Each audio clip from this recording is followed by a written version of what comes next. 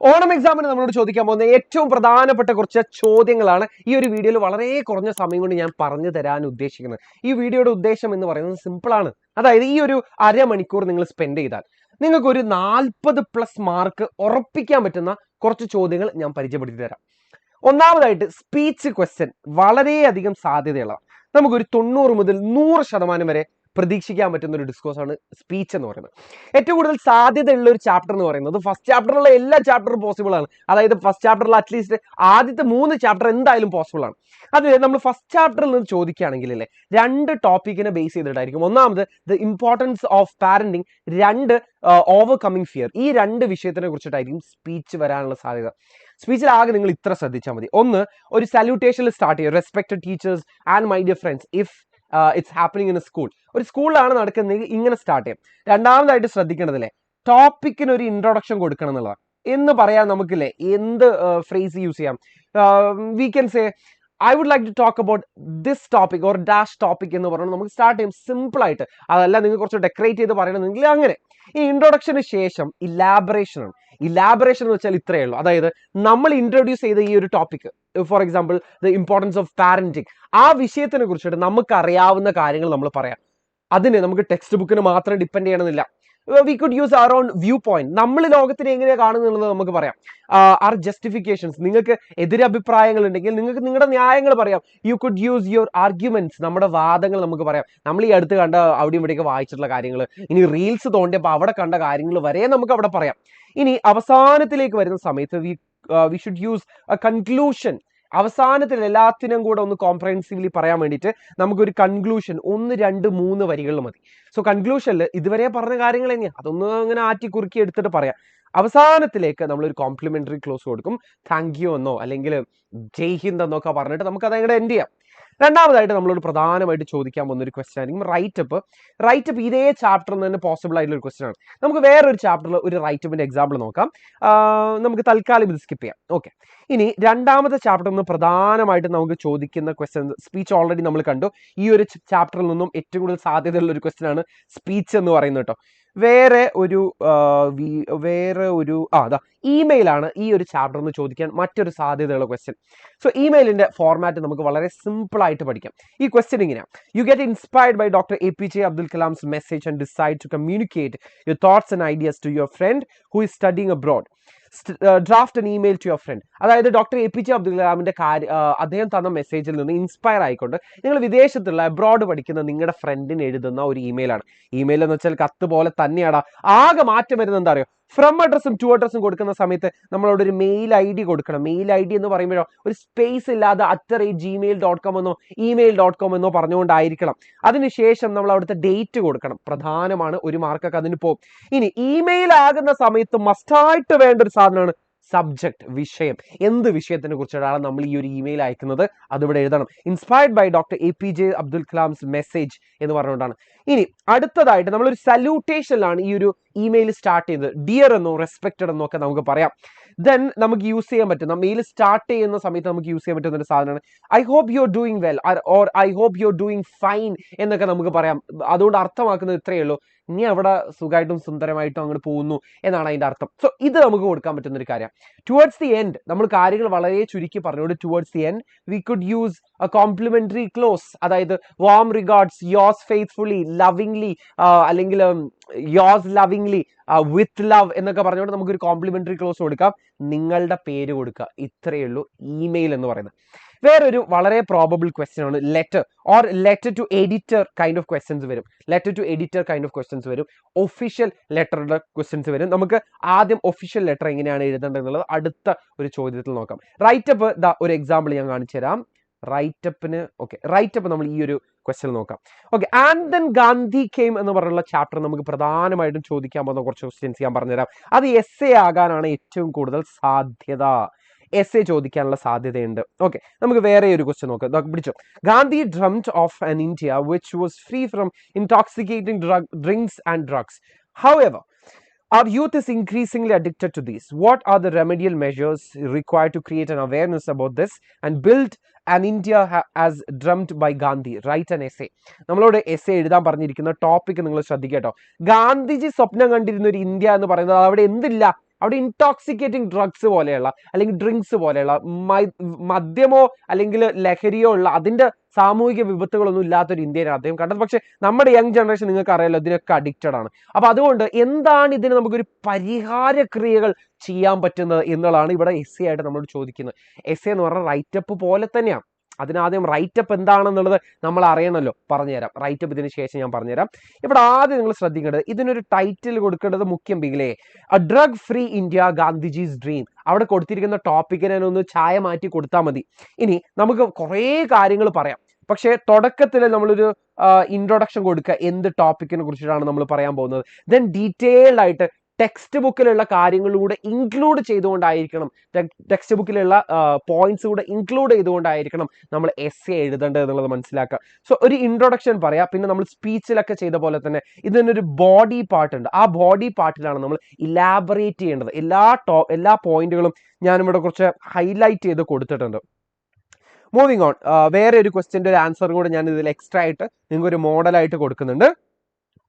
നമുക്ക് letter to editor മറ്റൊരു question ആണ്. നമുക്ക് ഈ ഒരു ചോദ്യം നോക്കാം. The illegal occupancy on roads and pavements has resulted in the increased rate of road accidents on one of the crowded roads in your locality. Write a letter to the editor of one of the newspaper about the issue and suggest some remedial measures എന്നാണ് ഇവിടെ പറഞ്ഞിരിക്കുന്നത്. ചോദ്യത്തിന്റെ ഉദ്ദേശം ഇത്രയേ ഉള്ളൂ. അതായത് നമ്മുടെ നാട്ടിലൊരു ജനറലായ പ്രശ്നം ഉണ്ടാവും. ആ ജനറലായ പ്രശ്നം അഡ്രസ് ചെയ്തുകൊണ്ട് അതിനെ കാണിച്ചുകൊണ്ട് നമ്മൾ ഒരു പത്രത്തിന്റെ എഡിറ്റർക്ക് അയക്കുന്ന ഒരു കത്താണ് ലെറ്റർ ടു ദി എഡിറ്റർ എന്ന് പറയുന്നത്. ഇവിടുത്തെ ചോദ്യം എന്താ? ആക്സിഡന്റുകൾ സംഭവിക്കുന്നു കാരണം illegal occupancy of roads and pavements. ആളുകളില്ലേ അനാവശ്യമായിട്ട് റോഡ് ഏതാ വീട് ഏതാന്ന് അറിയാതെ പാർക്ക് ചെയ്യുന്ന സമയത്ത് ഉണ്ടാകുന്ന പ്രശ്നങ്ങളെ കുറിച്ചിട്ട് കാണിക്കാനാണ്. ഫ്രം അഡ്രസ്സ് നിങ്ങൾ അഡ്രസ്സ് കൊടുക്കുക, ഡേറ്റ് കൊടുക്കുക, ഡേറ്റ് ഇതാ ഇവിടെയും കൊടുക്കാം. വേറൊരു കാര്യം, ടു അഡ്രസ്സ് കൊടുക്കുന്ന സമയത്ത് എഡിറ്റർക്ക് എന്നെയല്ലേ അയക്കുന്നത്, അല്ലാതെ വേറെ എങ്ങോട്ടും അല്ലല്ലോ എന്നുള്ളത് ശ്രദ്ധിക്കുക. പിന്നെ സബ്ജക്ട് കൊടുക്കുന്നത് വളരെ പ്രധാനപ്പെട്ട കാര്യമാണ്. Road accidents due to illegal occupancy of roads and pavements. Again ഇവിടെയും സ്റ്റാർട്ട് ചെയ്യുന്നത് നമ്മൾ എന്തായിരുന്നു അതിന് പറയാ? ഓക്കെ, എൻ്റെ ഇടയ്ക്ക് എനിക്ക് ഇങ്ങനെ റിലേ പോകും.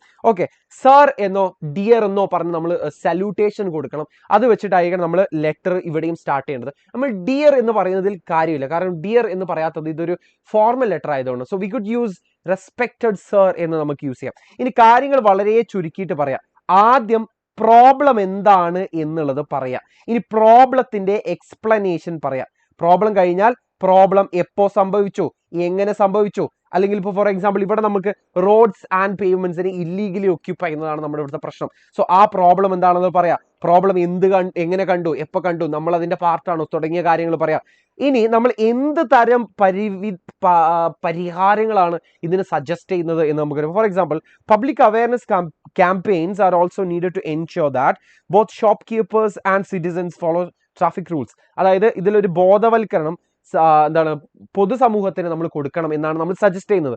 Okay, that's A proposition. നമ്മൾ കൊടുക്കുന്ന ഒരു പരിഹാരമാണ് ശരിക്കും പറഞ്ഞത്. ഇത്രയും കാര്യങ്ങളാണ് വരുന്നത്. പ്രശ്നം എന്താണെന്ന് പറയണം, പ്രശ്നത്തിന് എക്സ്പ്ലനേഷൻ പറയാം, എപ്പോ എങ്ങനെ കാര്യങ്ങളൊക്കെ പറയണം. അത് കഴിഞ്ഞ ശേഷം നമ്മളൊരു പ്രൊപ്പോസിഷൻ പറയണം, ഓർ നമ്മളത് എങ്ങനെ പരിഹരിക്കാം, റെമഡിയൽ മെഷേഴ്സ് നമുക്ക് എന്തെടുക്കാം. പിന്നെ അവസാനം നമ്മളൊരു റിക്വസ്റ്റ് കൂടെ കൊടുക്കും. ഐ സിൻസിയർലി ഹോപ്പ് ദാറ്റ്, ഇവിടെ റിക്വസ്റ്റ് അല്ല പക്ഷെ ഇവിടെ ഒരു പ്രതീക്ഷയായിട്ടാണ് പറയുന്നത്. I sincerely hope that the concerned authorities will take urgent steps to solve this problem and make our roads safe for all എന്ന് പറയുന്നു. അതായത് നിങ്ങൾ ഇത് ഭാവിയിൽ ഈ പ്രശ്നം പരിഹരിക്കും എന്നുള്ളതും അങ്ങനെയൊക്കെയുള്ള കാര്യങ്ങൾ പറയാം. യോസ് ഫെയ്ത്ത്ഫുള്ളി എന്ന് പറയുന്നതാണ് കോംപ്ലിമെന്ററി ക്ലോസ്. വാം റിഗാർഡ്സ് എന്ന് പറയാം. വിത്ത് ലവ് എന്നൊന്നും പറയരുത് കേട്ടോ. നമ്മൾ സ്നേഹത്തോടെ എന്നൊക്കെ പറയാൻ യോസ് ലവിംഗ്ലി എന്നൊന്നും യൂസ് ചെയ്യരുത്. അത് നമ്മൾ ഒരു കാഷ്വൽ ഒരു ഇൻഫോർമൽ ലെറ്ററിലാണ് നമ്മൾ യൂസ് ചെയ്യുന്നത്. ഇവിടെ നമുക്ക് യൂസ് ചെയ്യാൻ പറ്റുന്നത് thank you, yours faithfully, warm regards എന്ന് പറയുന്ന വേർഡ്സ് ഒക്കെ നമുക്കിവിടെ യൂസ് ചെയ്യാം. താഴെ നിങ്ങൾ നിങ്ങളുടെ പേര് കൊടുക്കുക. ഇനി പ്രൈസ് ഓഫ് ലവേഴ്സ് എന്ന് പറഞ്ഞിട്ടുള്ള പ്രഭാത് കുമാർ മുഖോപാധ്യായയുടെ ചാപ്റ്ററിൽ നിന്ന് നമുക്ക് ലെറ്റർ ഒരു പ്രോബബിൾ ക്വസ്റ്റ്യൻ ആണ്. സോ ഇത് ഒന്നെങ്കിൽ ഗുപ്ത എഴുതുന്ന ലെറ്റർ ആയിരിക്കാം, അല്ലെങ്കിൽ മാഗി എഴുതുന്ന ലെറ്റർ ആയിരിക്കും ഇതിൽ നിന്ന് പ്രധാനമായിട്ടും നമ്മളോട് ചോദിക്കുന്നത്. അഗൈൻ ഇഫ് എന്ന് പറഞ്ഞ ചാപ്റ്ററിൽ നിന്ന് ചോദിക്കാൻ പോകുന്ന ക്വസ്റ്റ്യൻ, സോറി ഇഫ് എന്ന ചാപ്റ്ററിനായിരിക്കില്ല, പക്ഷെ ഒരു പോയം ബേസ് ചെയ്തിട്ട് നമ്മളോട് ചോദിക്കാൻ പോകുന്നത് ഏറ്റവും ടെക്സ്റ്റ് ബുക്കിൽ നിങ്ങൾ അവസാനമായിട്ട് കാണുന്ന 100% നമുക്ക് ഉറപ്പിക്കാൻ പറ്റുന്ന ഒരു ക്വസ്റ്റ്യൻ ആയിരിക്കും അപ്രിസിയേഷൻ നോട്ട് എന്ന് പറയുന്നത്. സോ അപ്രിസിയേഷൻ നോട്ട് ഇതുപോലെ പരിചയമില്ലാത്ത നിങ്ങൾ പഠിക്കാത്ത ഒരു പോയത്തിൽ നിന്നായിരിക്കും അപ്രിസിയേഷൻ ചോദിക്കുക. എങ്ങനെ എഴുതാം? ആ പോയം ഒരു 2 പ്രാവശ്യം വായിക്കുക. ആ പോയം ഒരു 2 പ്രാവശ്യം വായിക്കുക. വായിച്ചതിന് ശേഷം എന്തൊക്കെയാണ് നമ്മൾ ഈ ഒരു അപ്രിസിയേഷൻ നോട്ടിൽ കൊടുക്കേണ്ടത് എന്നുള്ള സിമ്പിൾ ആയിട്ട് ഞാൻ പറഞ്ഞുതരാം. എന്തൊക്കെയാണെന്ന് അറിയോ? ഒന്ന്, ആ പോയത്തിന്റെ ടൈറ്റിൽ, 2 പോയറ്റിന്റെ പേര്, അതിന്റെ ഒരു സെൻട്രൽ തീം, വായിച്ചപ്പോൾ നിങ്ങൾക്ക് തോന്നിയ കുറച്ച് കാര്യങ്ങൾ സിമ്പിൾ ആയിട്ട് ഞാൻ പറഞ്ഞുതരാം. ഇതിന്റെ ടൈറ്റിലാണ് ഇവിടെ കൊടുത്തിരിക്കുന്നത്. അത് പവർഫുൾ പോയമായിട്ടാണ് എനിക്ക് ഫീൽ ചെയ്തത്. എല്ലാ പോയിന്റ്സും പവർഫുൾ ആയിരിക്കും. അതുകൊണ്ട് ഇതിങ്ങനെ ഒരു ടെംപ്ലേറ്റ് ആയിട്ട് തന്നെ പഠിച്ചിരിക്കാം. ഒരു പവർഫുൾ പോയം എല്ലാത്തിനും കൊടുക്കാം.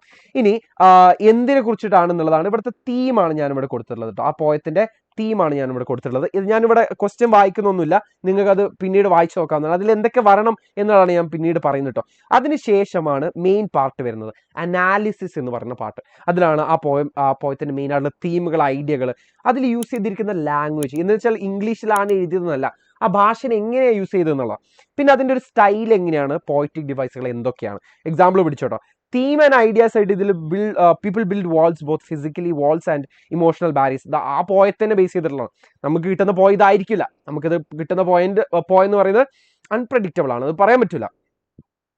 സോ ഇതത്രയും നമ്മൾ അതിന്റെ തീംസ് ആൻഡ് ഐഡിയാസ് ആണ് പറഞ്ഞത്. ഇനി ലാംഗ്വേജ് ഇല്ലേ, നമുക്ക് എപ്പോഴും ഇത് തന്നെ യൂസ് ചെയ്യട്ടോ. The language of the poem is simple but strong. വളരെ സിമ്പിൾ ആയ പക്ഷെ എന്നാൽ സ്ട്രോങ് ആയിട്ടുള്ള ലാംഗ്വേജ് ആണ് യൂസ് ചെയ്തത്. അല്ലെങ്കിൽ നമുക്ക് പറയാം സിമ്പിൾ ആൻഡ് കൺസൈസ് ലാംഗ്വേജ് എന്ന് പറയും. എല്ലാ പോയിംസും അങ്ങനെ തന്നെ തരുള്ളൂ. സോ ഇത് അങ്ങനെ തന്നെ റെഡിമെയ്ഡ് പഠിച്ചു പോയിക്കോ. പിന്നെ സ്റ്റൈലിനെ കുറിച്ചിട്ട് പറയുകയാണെങ്കിൽ അതിനൊരു റൈം ഉണ്ടോ, പാറ്റേൺ ഉണ്ടോ, അതിനൊരു താളം ഉണ്ടോ നോക്കുക. താളം ഉണ്ടെങ്കിൽ റൈമിംഗ് ആണെന്ന് പറയാം, അല്ലെങ്കിൽ റൈമിംഗ് അല്ല എന്ന് പറയാം. അതിനുശേഷം അത് സ്റ്റാൻസ ആയിട്ടാണോ എഴുതിയത്, അല്ലെങ്കിൽ ആ ലാംഗ്വേജിന് എന്തെങ്കിലും സ്റ്റൈൽ ഉണ്ടോ. ചിലപ്പോൾ ഫോർ എക്സാമ്പിൾ ആഫ്രിക്കൻ അമേരിക്കൻ അല്ലെങ്കിൽ ഓൾഡ് ഇംഗ്ലീഷിലൊക്കെ എഴുതുന്ന ആ സ്റ്റൈലിൽ എഴുതുന്ന പോയിംസ് ഉണ്ട്. സോ അങ്ങനെയാണോ എന്നുള്ളത് നോക്കുക. പോയറ്റിക് ഡിവൈസുകൾ കൊടുക്കുക. എന്തായാലും നമ്മൾ കണ്ണുടക്കുന്ന കുറച്ച് പോയറ്റിക് ഡിവൈസുകളുണ്ട്. ഫോർ എക്സാമ്പിൾ അലിട്രേഷൻ എന്ന് പറയുന്ന കൺസേൺ സൗണ്ട്സ് റിപ്പീറ്റ് ചെയ്യുന്ന സമയത്ത് വരുന്നതാണ് അലിട്രേഷൻ. ഇപ്പോൾ അല്ലെങ്കിൽ മെറ്റഫർ, സിമിലി, കോൺട്രാസ്റ്റുകൾ, റെപ്പിറ്റേഷൻ ഒക്കെ ഇതിലുണ്ട്. പക്ഷേ യൂഷ്വലി നമുക്ക് മെറ്റഫേഴ്സ് കാണാൻ വേണ്ടി പറ്റും, സിമിലി കാണാൻ വേണ്ടി പറ്റും, പെർസോണിഫിക്കേഷൻസ് കാണാൻ വേണ്ടി പറ്റും, ഇമേജറി എന്തായാലും നിങ്ങൾക്ക് ഈസിലി കണ്ടുപിടിക്കാൻ പറ്റും, അലിട്രേഷൻ ഈസിലി കണ്ടുപിടിക്കാൻ പറ്റുന്നതാണ്. ഇനി അവസാനത്തിലേക്ക് നമ്മുടെ ഒരു അഭിപ്രായം പറയാം എന്തായിരുന്നു എന്നുള്ളത്. സോ ഈ ഈസി ടു റിലേറ്റ് എന്ന് പറയുന്നത് വളരെ സിമ്പിൾ ആയിട്ട് നമുക്ക് എല്ലാ പോയത്തിലും കൊടുക്കാം. So almost every poem is somehow relatable. എന്തെങ്കിലും ഒരു തരത്തിൽ നമുക്ക് എല്ലാവർക്കും അതിനോട് റിലേറ്റ് ചെയ്യാൻ പറ്റുന്നതായിരിക്കും. അവസാനം ഒരു കൺക്ലൂഷൻ ആയിട്ട് നമുക്ക് എന്ത് ഫീലിംഗ് ആണ് ഇതെന്ന് കിട്ടിയത്. ഇത് രണ്ടും കൂടെ ചേർത്തിട്ട് ഒരു 2-3 സെന്റൻസ് മാക്സിമം എഴുതിയാൽ മതി. വേറൊരു വളരെ സാധ്യതയുള്ള ഒരു ക്വസ്റ്റ്യൻ ആണ് ഇന്റർവ്യൂ ക്വസ്റ്റ്യനെയർ എന്ന് പറയുന്നത്. ഇന്റർവ്യൂ ക്വസ്റ്റ്യനെയർ എന്ന് വെച്ചാൽ ഒരു വിഷയവുമായിട്ട് ഒരു ഫീൽഡിലുള്ള ഒരു എക്സ്പേർട്ട് വരികയാണ്. ആ എക്സ്പേർട്ടിനോട് ചോദിക്കാൻ പറ്റുന്ന കുറച്ച് ക്വസ്റ്റ്യൻസ് കൊടുക്കാനാണ് നമ്മളോട് പറയാം. സോ ക്വസ്റ്റ്യനെയർ ചോദിക്കുന്ന സമയത്തില്ലേ, അയാൾ ഏത് വിഭാഗത്തിൽ ഏത് ഫീൽഡിലുള്ള ആളാണെന്ന് നോക്കണം. ആ ഫീൽഡുമായിട്ട് ബന്ധപ്പെട്ട ചോദ്യങ്ങൾ കൊടുക്കണം. 2, നമ്മൾ ചോദിക്കേണ്ടത് എപ്പോഴും ഒരു ഓപ്പൺ എൻഡഡ് ആയ ചോദ്യങ്ങളായിരിക്കണം. ഓപ്പൺ എൻഡഡ് ആണ് എന്ന് പറഞ്ഞാൽ അതിന്റെ അർത്ഥം ഒറ്റ വാക്കിലോ അല്ലെങ്കിൽ യെസ് ഓർ നോയിലോ മറുപടി പറയാൻ പറ്റാത്ത തരം ചോദ്യങ്ങളാണ്. ഇപ്പോൾ for example, what inspired you to join the rescue team during the flood in Trivandrum എന്ന് പറയുന്നതാണ് ഇവിടുത്തെ ചോദ്യം. ഇവിടെ ചോദ്യത്തിൽ തന്നെ പറയുന്നുണ്ട് ഇയാൾ ഒരു റെസ്ക്യൂ വർക്കറാണ്. അയാൾ ആക്റ്റീവ്ലി ഒരു ട്രിവാൻഡ്രം ഫ്ലഡ് ഡിസാസ്റ്റർ ഉണ്ടായ സമയത്ത് അതിൽ ആക്റ്റീവ്ലി പങ്കെടുത്തിരുന്ന ഒരാളാണെന്ന് ചോദിക്കുന്നുണ്ട്. അപ്പോൾ അയാളോട് ചോദിക്കാൻ പറ്റുന്ന അയാളുടെ ഫീൽഡുമായിട്ട് ബന്ധപ്പെട്ട ചോദ്യങ്ങളാണ്. സോ ഈ ഒരു റെസ്ക്യൂ ടീമിലേക്ക് നിങ്ങൾ ജോയിൻ ചെയ്യാൻ നിങ്ങളെ എന്താണ് ഇൻസ്പയർ ചെയ്തത്, അത് ഓപ്പൺ എൻഡഡ് ആയ ചോദ്യമാണ്. കോണ്ടെക്സ്റ്റുവൽ ആയ അല്ലെങ്കിൽ അയാളുടെ ടോപ്പിക്കുമായിട്ട് ബന്ധപ്പെട്ടിട്ടുള്ള ചോദ്യമാണ് ചോദിച്ചിരിക്കുന്നത്. അടുത്തതായിട്ട് നമുക്ക് പ്രതീക്ഷിക്കാൻ പറ്റുന്ന മറ്റൊരു ചോദ്യമാണ് ദ പ്രൈസ് ഓഫ് ഫ്ലവേഴ്സിൽ നിന്ന് റൈറ്റപ്പ് എന്ന് പറയുന്നത്. സോ റൈറ്റപ്പ് ചോദിക്കുന്ന സമയത്ത് നമ്മൾ ആകെ ശ്രദ്ധിക്കേണ്ടത്, ഒന്ന്, അതിന് നേരത്തെ പറഞ്ഞ പോലെ തന്നെ ടൈറ്റിൽ കൊടുക്കുക. ടൈറ്റിൽ കൊടുത്തതിന് ശേഷം നമ്മൾ എസ്സേയിലും സ്പീച്ചിലൊക്കെ ചെയ്ത പോലെ തന്നെ ഇൻട്രൊഡക്ഷനിൽ നിന്ന് സ്റ്റാർട്ട് ചെയ്യുക. എന്താണ് ആ ടോപ്പിക്ക്, അത് ഇൻട്രൊഡ്യൂസ് ചെയ്യുക. അഗെയിൻ രണ്ടാമതായിട്ട് ബോഡിയിലാണ് നമ്മൾ മെയിനായിട്ട് കാര്യങ്ങളൊക്കെ ഇലാബറേറ്റ് ചെയ്ത് എക്സ്പ്ലെയിൻ ചെയ്യേണ്ടത്. അവിടെ നമ്മളിലെ ചാപ്റ്റർ എടുക്കേണ്ടത് ഒരുപാട് ഇവന്റുകളല്ല, നടന്ന കാര്യങ്ങൾ ഇങ്ങനെ വീണ്ടും പറയല്ല. അവിടെ തീമാണ് നമ്മൾ ഫോക്കസ് ചെയ്യുന്നത്. For example, the question was prepare a short writeup on the family relationship portrayed in the story the price of flowers. Price of flowers എന്ന് പറയുന്ന സ്റ്റോറിയിലെ ഫാമിലി റിലേഷൻഷിപ്പിനെ കുറിച്ചിട്ടാണ് പറഞ്ഞത്. അപ്പൊ ഫാമിലി റിലേഷൻഷിപ്പിനെ കാണിക്കാൻ അതിനൊരു എക്സാമ്പിൾ ആയിട്ട് മാത്രം നമ്മൾ ചാപ്റ്റർ നടന്ന കാര്യങ്ങൾ പറഞ്ഞാൽ മതി. പക്ഷെ അൾട്ടിമേറ്റ്ലി ഫാമിലി റിലേഷൻഷിപ്പിന് ഏത് രീതിയിലാണ് ഇതൊരു ഉദാഹരണമായിട്ട് മാറുന്നത്, അല്ലെങ്കിൽ അതിന് എന്തൊക്കെ തരം എക്സാമ്പിൾസ് നമുക്ക് ഈ ഒരു ചാപ്റ്ററിൽ കാണാം എന്നുള്ളതാണ് നമ്മൾ ഫൈനലി പറയേണ്ടത്. ആ ഒരു ചാപ്റ്ററിന്റെ തീമിലാണ് നമ്മുടെ ഫോക്കസ് പോകേണ്ടത് എന്നുള്ളത് മനസ്സിലാക്കാം. ഫൈനലി ക്യാരക്ടർ സ്കെച്ച് ആണ് ഈ. സോ റൈറ്റപ്പിൽ നിങ്ങൾ ശ്രദ്ധിക്കണില്ലേ, ഇത് എസ്സേ പോലെ തന്നെയാണ്. എസ്സേന്റെ ഒരു ഷോർട്ട് വേർഷൻ ആണ് ശരിക്കും പറഞ്ഞാൽ റൈറ്റപ്പ് എന്ന് പറയുന്നത്. സോ ടൈറ്റിൽ കൊടുക്കാൻ മറക്കരുത്. ടൈറ്റിൽ എന്തായാലും ഒരു മാർക്ക് ഉണ്ടാവും. അഗൈൻ ക്യാരക്ടർ സ്കെച്ച് ആണ് അനദർ പ്രോബബിൾ ക്വസ്റ്റ്യൻ എന്ന് പറയുന്നത്. സോ ക്യാരക്ടർ സ്കെച്ച് എന്ന സമയത്ത് കുറച്ച് കാര്യങ്ങൾ ശ്രദ്ധിക്കണം എന്നുള്ളത് ഞാൻ പറഞ്ഞുതരാം. ഒന്ന് ഇൻട്രൊഡക്ഷൻ ആണ്. ആ ക്യാരക്ടറിന്റെ റോൾ എന്താണെന്നുള്ളത് പറയാം, ഏത് ചാപ്റ്റർ എന്നാണെന്നോ ആരെ എഴുതിയതെന്നൊക്കെ വേണമെങ്കിൽ ഒരു എക്സാമ്പിൾ ആയിട്ട് പറയാം. പിന്നെ ഫിസിക്കൽ ഡിസ്ക്രിപ്ഷൻ ആണ് നമ്മൾ പറയുന്നത്. കാഴ്ചയിൽ ആ ക്യാരക്ടർ എങ്ങനെയാണ്, കാഴ്ചയിൽ ആ ക്യാരക്ടറിനെ എങ്ങനെയാണുള്ളത്. ഇനി സ്വഭാവ വിശേഷണങ്ങൾ എഴുതുന്നതാണ് പ്രധാനപ്പെട്ട ഒരു കാര്യം എന്ന് പറയുന്നത്. ആ ക്യാരക്ടറിന്റെ മോട്ടിവേഷൻസ് എന്താ, എന്ത് ചെയ്യുക, എന്താണ് ആ ക്യാരക്ടറിന് വേണ്ടത് എന്നുള്ളതൊക്കെയാണ് നമ്മൾ പിന്നീട് പറയേണ്ടത്. സോ ബാക്ക്ഗ്രൗണ്ട് എഴുതൽ അത്ര നിർബന്ധമല്ല. പക്ഷെ റിലേഷൻഷിപ്പ്, മറ്റുള്ള ക്യാരക്ടേഴ്സുമായിട്ടുള്ള ബന്ധം, റിലേഷൻഷിപ്പിനെ കുറിച്ചിട്ട് നമ്മൾ പറയണം. പിന്നെ ഈ കഥയിൽ അവരുടെ ഒരു റോൾ, പ്രസൻസ്, അല്ലെങ്കിൽ നമുക്ക് ആ കഥാപാത്രത്തിനെ കാണുമ്പോൾ എന്തൊക്കെ കാര്യങ്ങളാണ് നമുക്ക് മനസ്സിലാവുന്നത് എന്നുള്ളത് നമുക്ക് അവിടെ പറയാം. ചോദിക്കാൻ വളരെയധികം സാധ്യതയുള്ള ഒരു ക്യാരക്ടർ സ്കെച്ചാണ് പ്രൈസ് ഓഫ് ഫ്ലവേഴ്സിൽ നിന്ന് മാഗിയുടെ ക്യാരക്ടർ സ്കെച്ച് ഇവിടെ ഞാനിവിടെ കൊടുക്കുന്നുണ്ട് ഒരു എക്സാമ്പിൾ ആയിട്ട്. ഈ ഒരു നോട്ടിന്റെ കൂടെ നിങ്ങൾക്ക് അത് അവൈലബിൾ ആയിരിക്കും.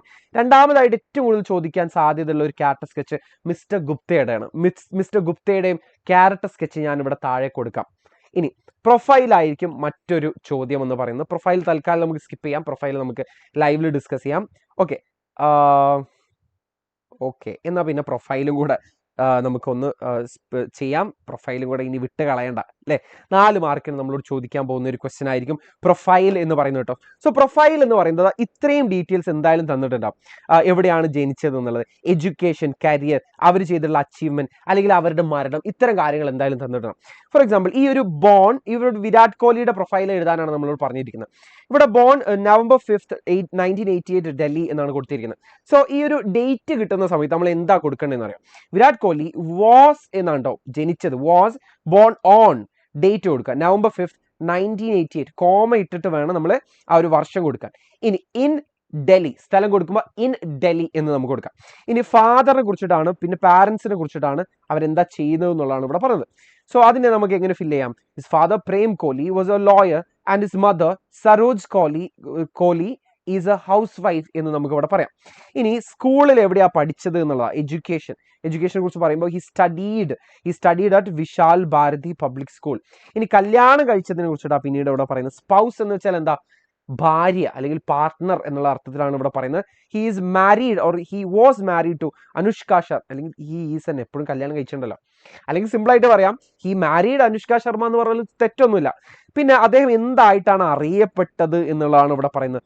So Virat became an international cricketer and later the captain of Indian national team. ഇനി അദ്ദേഹത്തിന് കിട്ടിയ അവാർഡുകളെ കുറിച്ചിട്ടൊക്കെയാണ്, അച്ചീവ്മെന്റ്സിനെ കുറിച്ചിട്ടാണ് പറയുന്നത്. He has one many awards such as ICC ODI Player of the Year in 2012, BCCI's International Cricketer of the Year in 2011 and 12 and 2014 and 15, and the Arjuna Award in 2013. So നിങ്ങൾ ഒരു കാര്യം ശ്രദ്ധിക്കുക, ഇവിടെ 3 കാര്യങ്ങൾ കൊടുത്തിട്ടുണ്ട്. ഈ 3 കാര്യങ്ങൾ പറയാനില്ലേ, നമ്മൾ ആദ്യം ഈ കാര്യം പറയാം, ഒരു കോമ ഇട്ട് കൊടുക്കുക. രണ്ടാമത്തെ കാര്യം പറയാം, ഒരു കോമ ഇട്ട് കൊടുക്കുക. എന്നിട്ട് മൂന്നാമത്തെ കാര്യം പറയാം നമുക്ക് ആൻഡ് എന്ന് പറയാം. ഇപ്പോൾ ഫോർ എക്സാമ്പിൾ ഞാൻ എഴുതിയ 3 പുസ്തകങ്ങളാണ് A, B and C. So എനിക്ക് എങ്ങനെ പറയാം, the major works of Naeem Malik includes A, B and C. ഞാൻ എഴുതിയ 3 കഥകളാ, അത് ഇങ്ങനെ നമുക്ക് പറയാം. ഇപ്പൊ ഇവിടെ നിങ്ങൾ ശ്രദ്ധിച്ചോ, ഇവിടെ ഒന്നാമത് കണ്ടോ, he has won many awards such as ICC ODI Player of the Year in 2012, comma ഒന്നാമത്തെ. BCCI International Cricketer of the Year in 2011 to 12 and 2014, comma കഴിഞ്ഞിട്ട് ശ്രദ്ധിച്ചോ, കോമ കഴിഞ്ഞിട്ട് പിന്നെ ഞാൻ ഇവിടെ ഒരു ആൻഡ് കൊടുത്തിട്ടുണ്ട്. And the Arjuna award in 2013 എന്നാണ് ഞാൻ അവിടെ കൊടുത്തിരിക്കുന്നത്. ഇങ്ങനെയാണ് നമ്മൾ പ്രൊഫൈൽ എഴുതുന്നുണ്ട്. വളരെ പ്രധാനപ്പെട്ട ചോദ്യങ്ങൾ മാത്രമേ ഈ ഒരു വീഡിയോയിൽ ഡിസ്കസ് ചെയ്തിട്ടുള്ളൂ. എന്തായാലും സ്കിപ്പ് ചെയ്യാതെ മുഴുവനായിട്ട് കണ്ടവർക്ക് ഇതെന്തായാലും ഉപകാരപ്പെട്ടിട്ടുണ്ടാവും. ഇതിന്റെ നോട്ട് ഞാൻ കൊടുക്കുന്നത് ഓണം എക്സാമിന് മാത്രം ഫോക്കസ് ചെയ്തുകൊണ്ടുള്ള ഓണം സ്പെഷ്യൽ കമ്മ്യൂണിറ്റി വാട്സപ്പ് ഗ്രൂപ്പിലാണ്. അവിടെ നിങ്ങൾക്ക് ഈ ഒരു നോട്ട് അവൈലബിൾ ആയിരിക്കും. അവിടെ ഇത് മാത്രമല്ല, നിങ്ങൾക്ക് ഓണം എക്സാമിന് ആവശ്യമായിട്ടുള്ള അൾട്ടിമേറ്റ്ലി ഇതുവരെ പഠിച്ച കാര്യങ്ങൾക്ക് റിവൈസ് ചെയ്യാനും ഇനി അങ്ങോട്ട് കിടലനായിട്ട് പഠിച്ചു പോകാനുള്ള കംപ്ലീറ്റ് കാര്യങ്ങൾ അവിടെ നിങ്ങൾക്ക് അവൈലബിൾ ആയിരിക്കും. അതൊന്ന് ചെക്കൗട്ട് ചെയ്യാം. ഫാസ്റ്റ് ട്രാക്ക് ബാച്ചിനെ കുറിച്ചുകൂടെ ഒന്നുകൂടെ ഓർമ്മപ്പെടുത്തുന്നു. ഇപ്പോൾ 26-ാം തീയതിക്ക് മുന്നേ നിങ്ങൾ രജിസ്റ്റർ ചെയ്താൽ മാത്രം മതി. പേര് സൂചിപ്പിക്കുന്ന പോലെ തന്നെ ഫാസ്റ്റ് ട്രാക്ക് ആണ്. അതായത് സാധാരണ ഒരു കുട്ടി ഒരു വർഷം എടുക്കുന്ന കാര്യം നമ്മൾ ഈ ഒരു ബാച്ചിൽ നിങ്ങൾ ജോയിൻ ചെയ്യുന്ന സമയത്ത് നമ്മളൊരു ഡിസംബർ ആകുമ്പോഴത്തേക്ക്, ഡിസംബർ ക്രിസ്മസ് എക്സാം ഒക്കെ കഴിയുമ്പോഴത്തേക്ക് നമ്മൾ ഈ ഒരു വർഷത്തേക്ക് പഠിക്കാനുള്ള കംപ്ലീറ്റ് കാര്യങ്ങൾ നമ്മൾ ഫിനിഷ് ചെയ്യുന്നതായിരിക്കും. സോ ആ ഒരു കാര്യം നിങ്ങൾ മിസ്സാക്കാണ്ടിരിക്കുക. നമ്മൾ ഈ ഒരു വർഷം ഏറ്റവും നല്ല റിസൾട്ടാണ് നിങ്ങൾ ആഗ്രഹിക്കുന്നത്, വളരെ കുറഞ്ഞ സമയം കൊണ്ട് കൂടുതൽ പഠിക്കുക എന്നുള്ളതാണ് നിങ്ങളുടെ ഉദ്ദേശം എന്നുണ്ടെങ്കിൽ ഫാസ്റ്റ് ട്രാക്ക് ബാച്ചിലേക്ക് ഇപ്പം തന്നെ നിങ്ങൾ ജോയിൻ ചെയ്യാൻ വേണ്ടി ശ്രദ്ധിക്കുക. ഈ ഒരു വീഡിയോ നിങ്ങൾ പരമാവധി പേരിലേക്ക് ഷെയർ ചെയ്യുക. ഈ ഒരു വീഡിയോ നിങ്ങൾക്ക് ഉപകാരപ്പെട്ടിട്ടുണ്ടെങ്കിൽ ഒരു ലൈക്ക് എനിക്ക് ഇങ്ങോട്ട് തരിക. നിങ്ങൾക്കിത് വാല്യുബിൾ ആയിട്ട് ഫീൽ ചെയ്യുന്നുണ്ടെങ്കിൽ താഴെ ഒരു കമൻറ്റ് കൂടെ ചെയ്യുക. Okay, I will see you. By.